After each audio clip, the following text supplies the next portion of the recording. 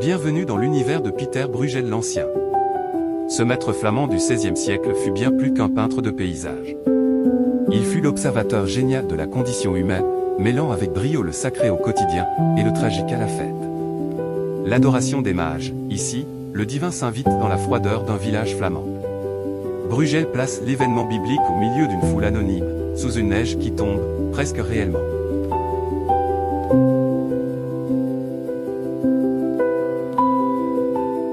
Danse de noces en plein air. Place à la liesse populaire. Admirez ce mouvement tourbillonnant. Bruegel capture ici l'énergie brute, la joie paysanne, et la liberté des corps en fête.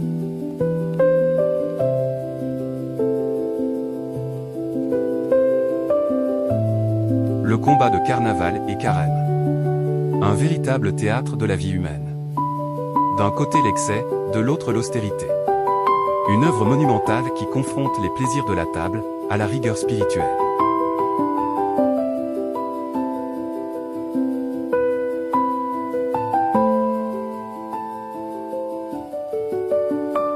Le massacre des innocents.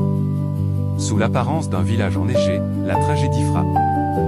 Bruegel transpose ce récit biblique dans le contexte politique de son époque, rendant la scène étrangement actuelle.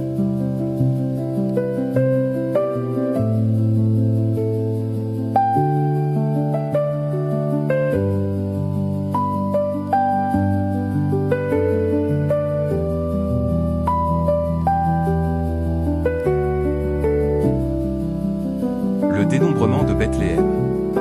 Encore une fois, le sacré se fond dans le décor. Entre les patineurs et les préparatifs du soir.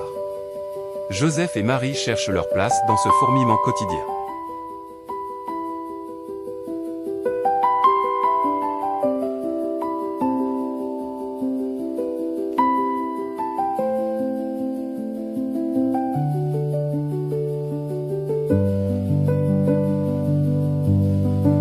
Paysage d'hiver avec patineurs et trappe aux oiseaux.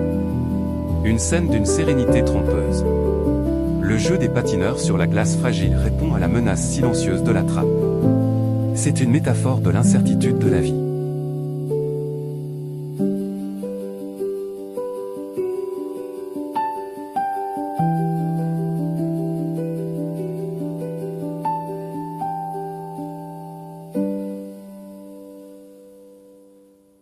La chute d'Icare.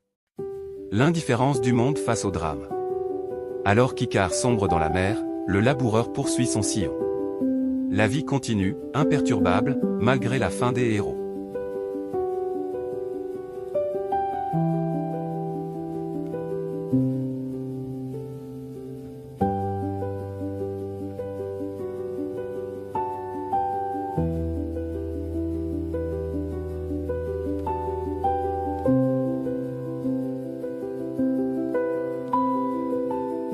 La chute des anges rebelle un chaos fascinant.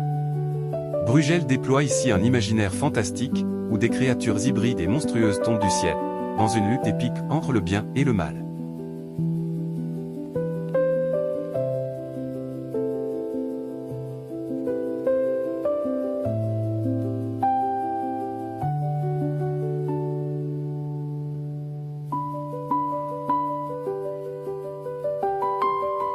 L'adoration des mages.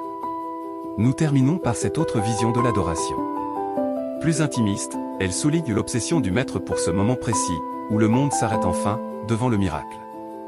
Pieter Bruegel n'a pas seulement peint des images. Il a peint l'âme humaine, dans tout ce qu'elle a de plus complexe, de plus drôle, et de plus fragile.